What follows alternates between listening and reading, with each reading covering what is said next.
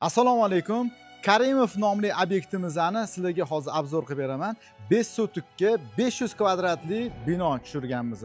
Hozir ko'rib turganingizdek, hozir bu polностью stukaturkalardan chiqqan va ichki stukaturkalardan hammasidan chiqqan. Hozir podvoldan birma-bir ko'rsatib chiqaman sizlarga.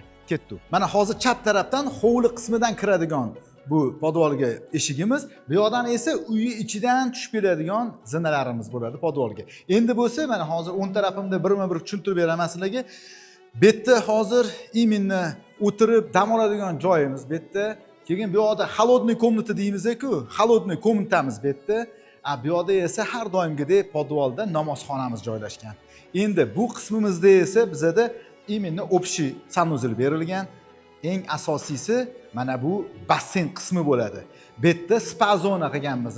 Ichkarilarda o'sha dushovoylarimiz, razdevalkalarimiz berilgan va mana shu yerda biz nima qilganmiz, qaranglar.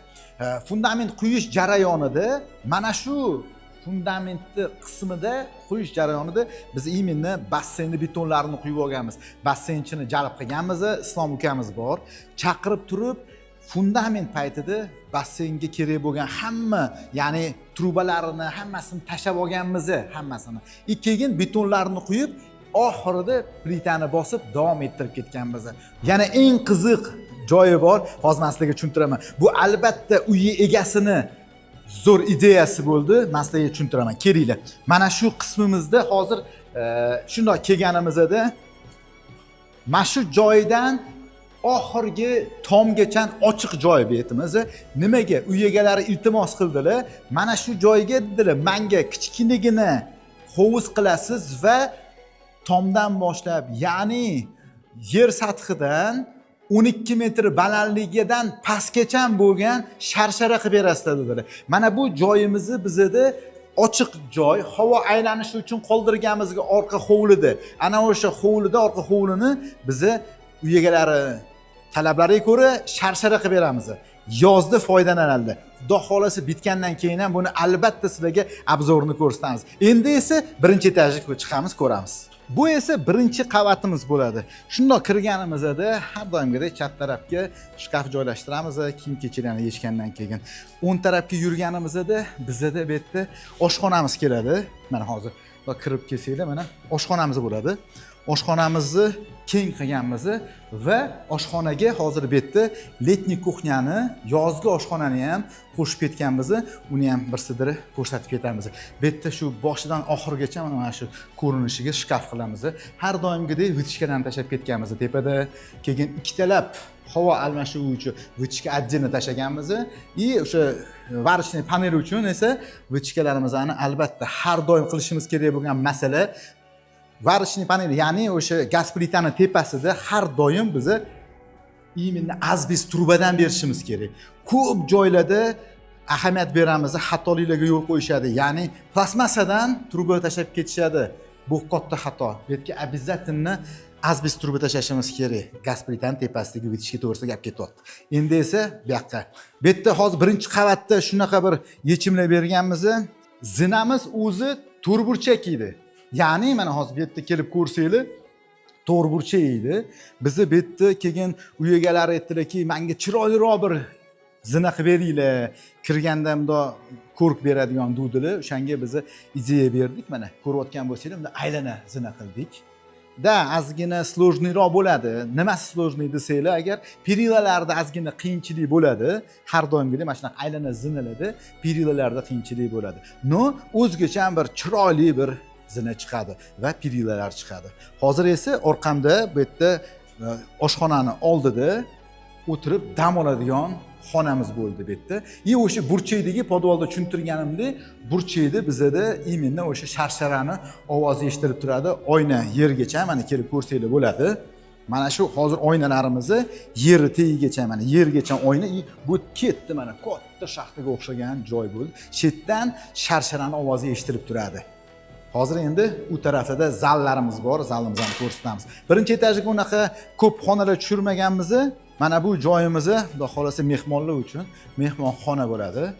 Ko'rib turganinglardek mana oynalarni hammasini yergacha qilganmiz oynalarni, chiroyli qilib, ko'rinishi ham juda cho'tki bo'lishi uchun.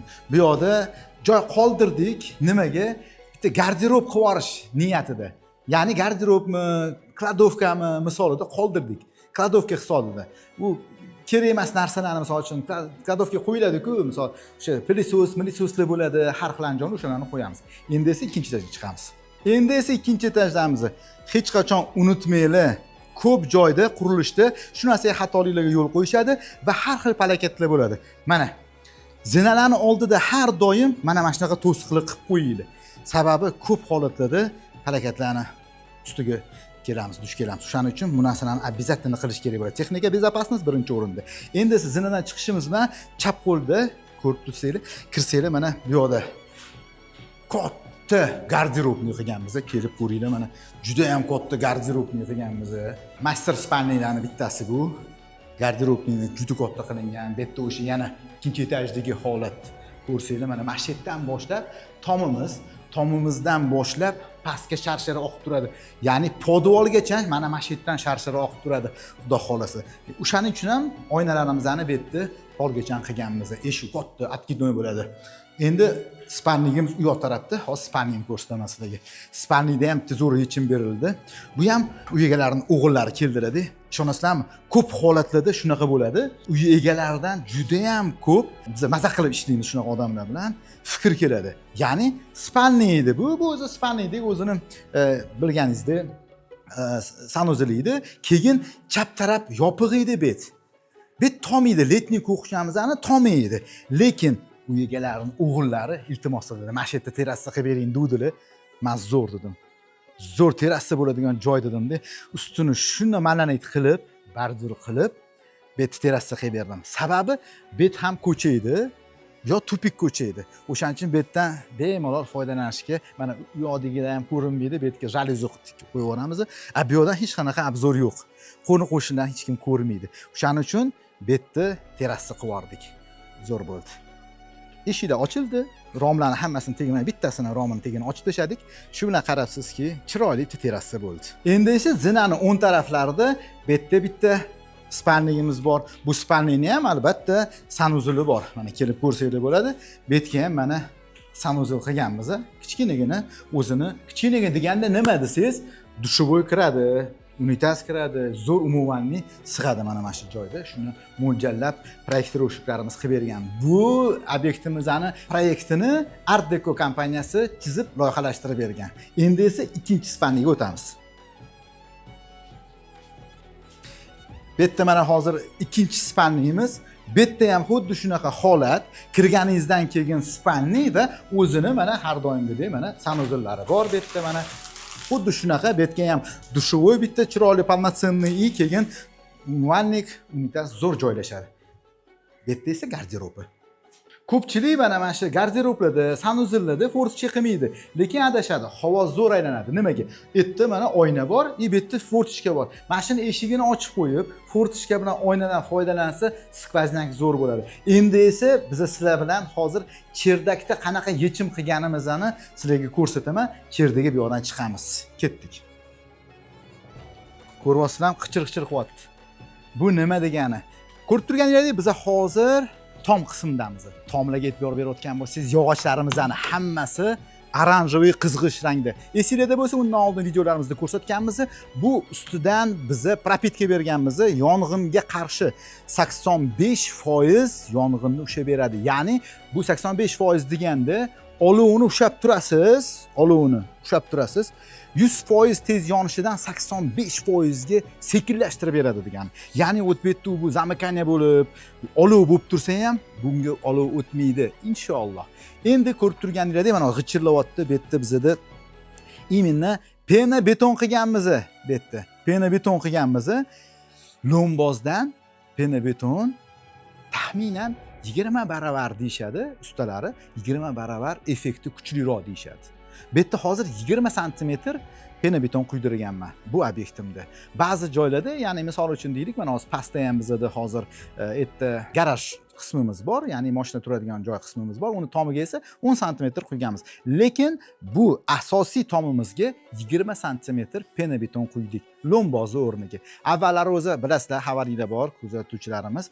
Birinchi 5 sm penaplex qo'yardim, keyin 10 sm lomboz qilardim. Ana o'shanda 5 sm penaplex har doimgidek hamma biladigandek 1,5 g'ishchi effektini bersa, ya'ni uchepleniyasini bersa, lombozimiz bo'lsa yana 1,5-2 g'ishchi effektini berardi. Shu bilan o'zingizlar tushunganinglardek, 4 g'ishchi effektini beradi, issiqlik va sovuqlik o'tkazmaslik. Ana endi bo'lsa, bu hozirgi pena betonlarimiz esa hozirgi kunda yangi chiqqan mahsulotlarimiz. Buni esa issiqlik va sovuqlik o'tkazishi, ishoninglar, bir 20 barobar kuchli ekan. Ustalarimizning eshitishlariga ko'ra.